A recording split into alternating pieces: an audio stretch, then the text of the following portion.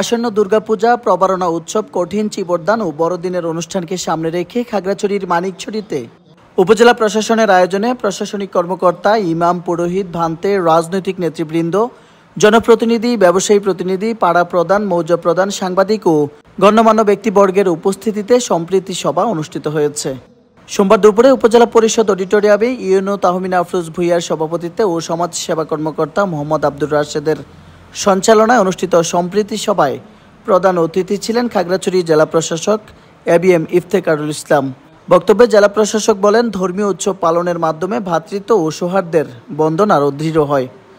সমাজে শান্তি, সৌহার্দ্য ও ভ্রাতৃত্ব বজায় রাখতে পারস্পরিক শ্রদ্ধা ও সহমর্মিতার বিকল্প নেই।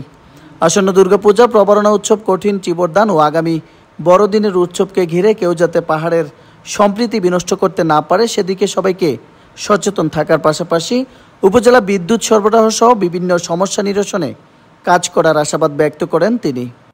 এতে বিশেষ অতিথির বক্তব্য রাখেন খাগড়াছড়ি পুলিশ সুপার মোহাম্মদ আরিফিন জুয়েল, মানিকছড়ি সার্কেলের সহকারী পুলিশ সুপার অমিত কুমার দাস ও মানিকছড়ি থানা ভারপ্রাপ্ত কর্মকর্তা শেখ মাহমুদুল হাসান রুবেল।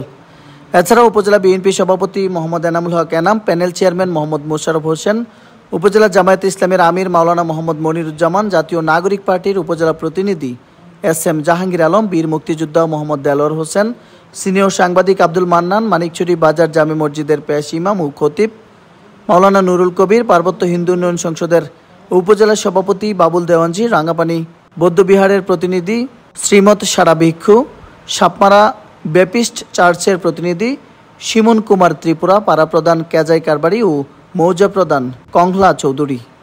এ সময় উপজেলার বিভিন্ন সামাজিক, রাজনৈতিক ও ধর্মীয় সংগঠনের নেতৃবৃন্দ উপস্থিত ছিলেন। ডেস্ক রিপোর্ট, মানিকছড়ি বার্তা।